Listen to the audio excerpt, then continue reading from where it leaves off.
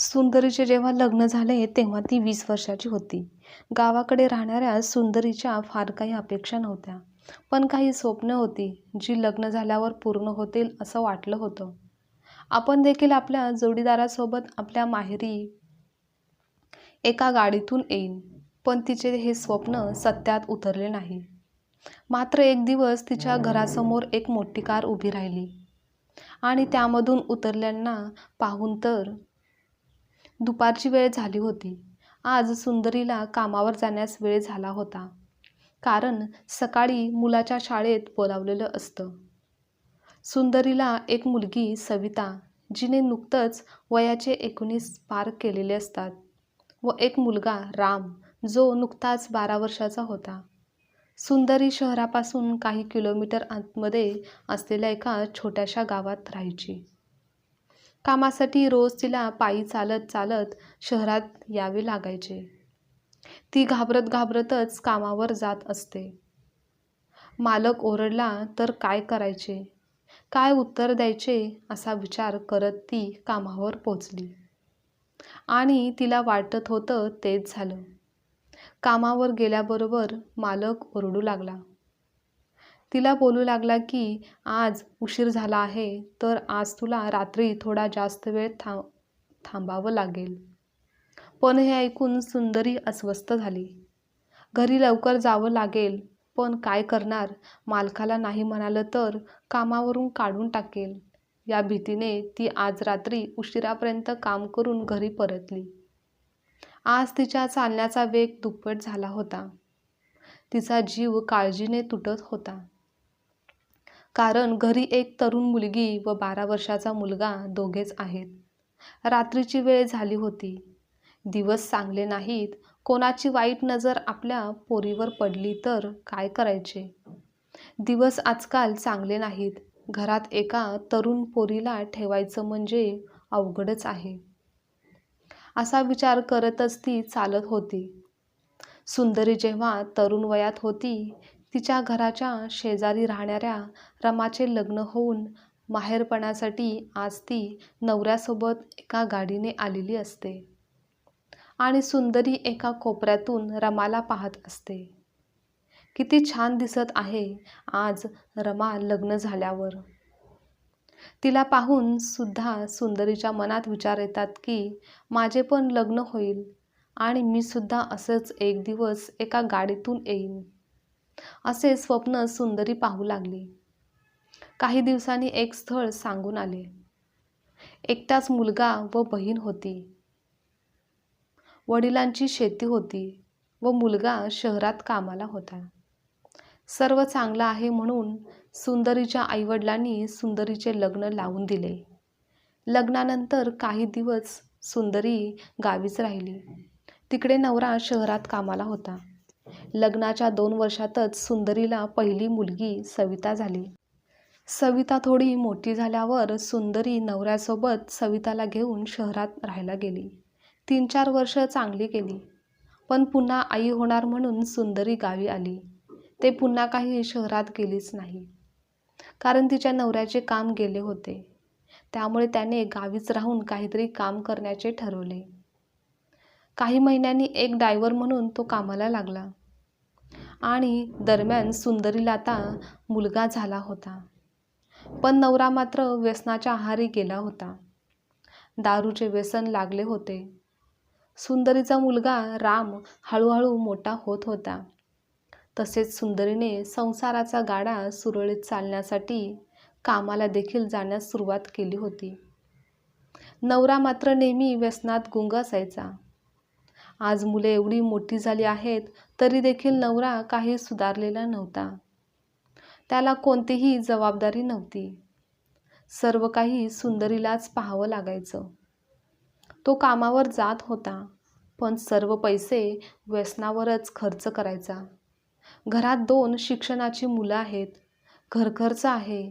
मुलगी वयात आली आहे. तिचे सुद्धा काही दिवसांनी लग्न करावे लागेल. या कशाचेही भान त्याला नव्हते. सुंदरी विचार करत करत आता घराच्या जवळपास आली होती. घराबाहेरच्या लाईटच्या उजेडात राम अभ्यास करत होता. सुंदरीला पाहून पटकन तिच्याजवळ येऊन सविता दिदीची तक्रार तो करू लागला. आई बघ ना, ही दिदी मला घरात अभ्यास करूच देत नाही. मला बोलते दारातल्या उजेडात अभ्यास कर, पण मला इथे मच्छर चावतात, म्हणून मी उद्यापासून येथे बसणार नाही. त्यावर सुंदरी आई बोलते, काय ग, का त्याला घरात बसू देत नाहीस? त्याला त्रास देऊ नकोस. आणि झालं का तुमचं आल्यावर चालू? असं बोलत सुंदरी घरात पाय ठेवते. घरात सर्वत्र पसारा असतो. तो पाहून तिला खूप संताप येतो. ती खूप रागातच सवितावर ओरडू लागते आणि रागानेच पाठीमागे असणाऱ्या मोहरीत जाऊन हातपाय स्वच्छ धुवून घेते.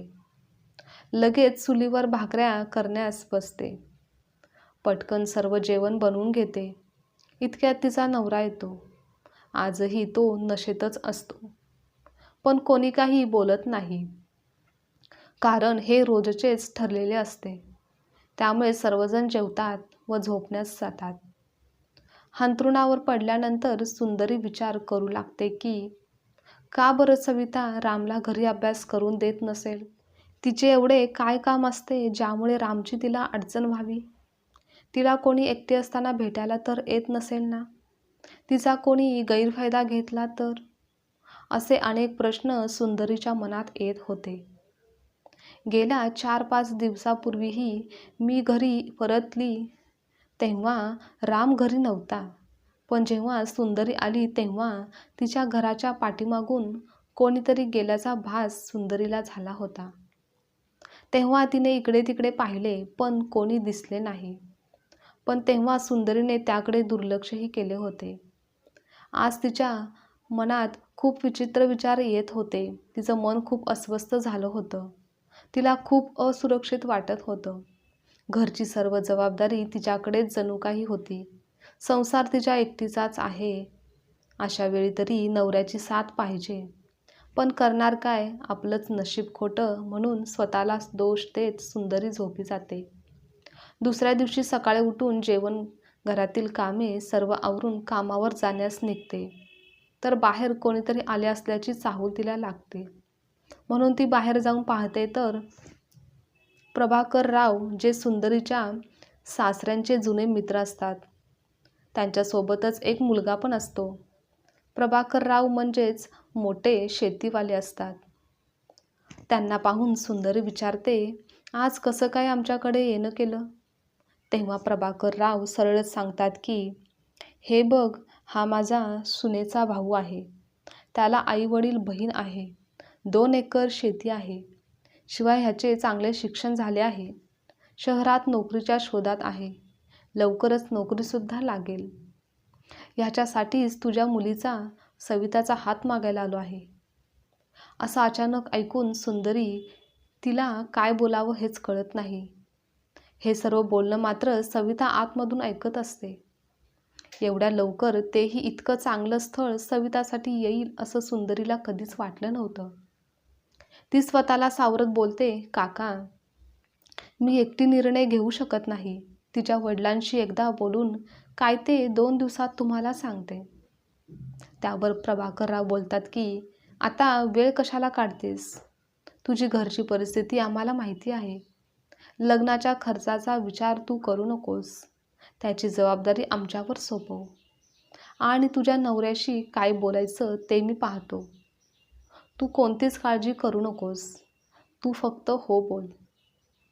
काकाने आता हट्टच केला. तेव्हा आता मात्र सुंदरीचा नाईलाज झाला. काका होकार घेऊनच परतले. सवितालाही मुलगा पसंत होता. सर्वांचीच पसंती होती. आणि पुढच्या महिन्यातच काकांनी लग्न अगदी थाटामाटात करून दिलं. सविता सासरी गेली. सविताच्या संसाराला सुरुवात झाली. पुढच्या काही महिन्यातच सविताच्या नवऱ्याला शहरात नोकरी लागली. त्यामुळे ती तिकडे राहायला गेली. सुंदरीला लेकीची आठवण नेहमीच यायची. आता बघता बघता सविताला शहरात जाऊन 6 महिने झाले होते.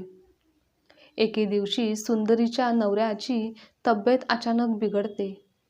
त्यांना दवाखान्यात दाखवण्यात येतं, पण औषधांचा काहीच उपयोग होत नव्हता. हे जेव्हा सविताला कळालं तेव्हा ती वडिलांना दवाखान्यात दाखवण्यासाठी शहरात घेऊन जाण्यासाठी गावी नवऱ्यासोबत एका 4 चाकी गाडीतून आली.